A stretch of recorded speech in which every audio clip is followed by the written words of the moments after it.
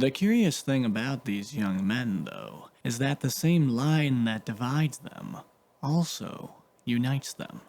And what is that line?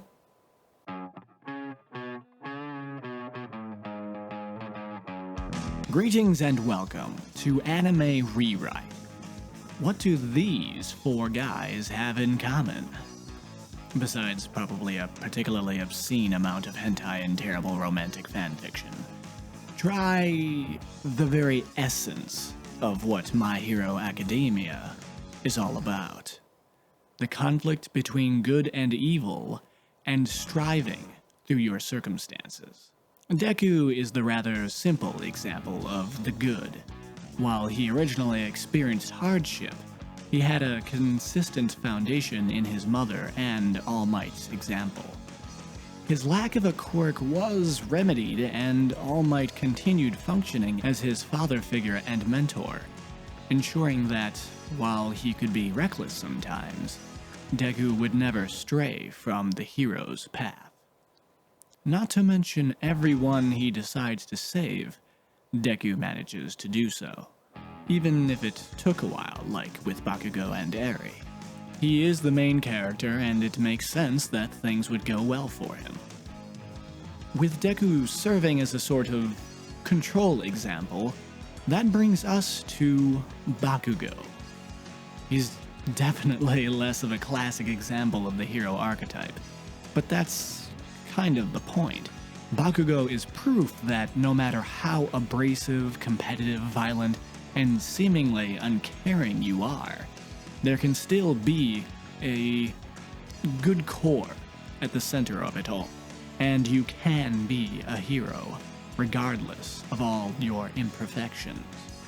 He's also a case study in how someone who seems to wear his heart on his sleeve and acts so tough can secretly be hiding some deep-seated pain, such as his torment over feeling responsible for All Might's retirement.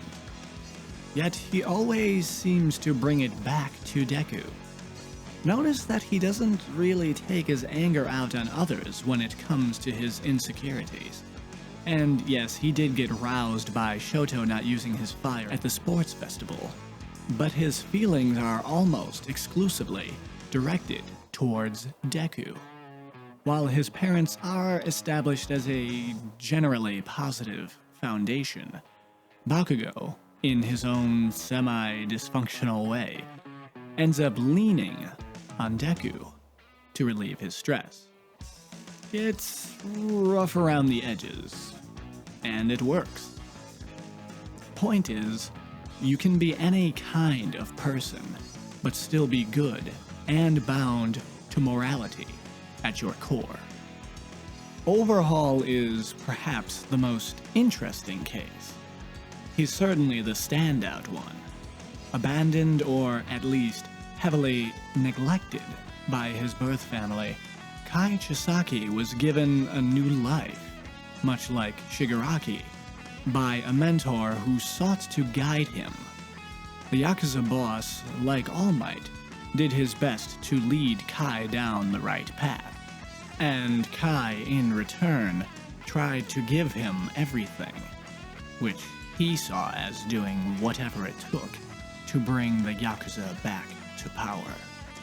He had the stable foundation, the right intention, and the power to make it happen, but Kai's implementation of his intent was flawed. Much like a child killing a bird because their parent didn't like it chirping.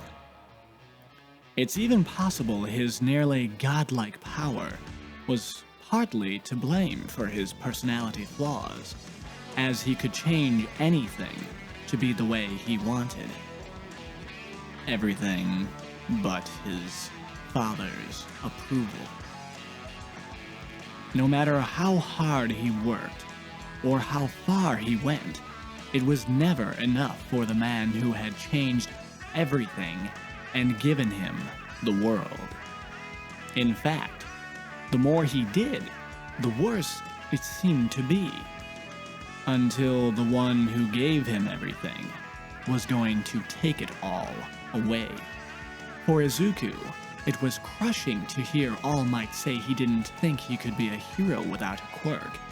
But for Kai to be rejected by the only person who had meant anything to him, well, you never heard him call hope a disease or state that he'd thrown his name away before that.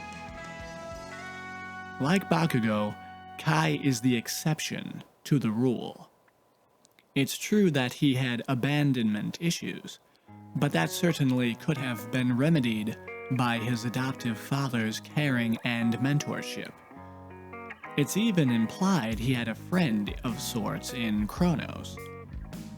Kai had all the makings of an anti-hero, or perhaps even a darker kind of hero himself, but because he never understood how to do right by his savior, he went astray, much the same way as Bakugo remains a hero, despite all his personality flaws. And finally, there's Shigaraki. And I'm going to reference the manga here, so there you have it. His original appearance is rather similar to someone else. And if you consider the contrast of Deku's supportive mother with Tomura's abusive father, or Izuku's fighting hard to earn his quirk, compared to Shigaraki's emerging and causing havoc without his control, it starts to become apparent that Shigaraki is the Joker to Midoriya's Batman, his mirror image. He is what would happen to such a hopeful child that was led off the heroic path. Of course, this wasn't all his foundation and background. His mentor, unlike both All Might and the Yakuza boss, always intended to lead him down the path of villainy for his own selfish reasons.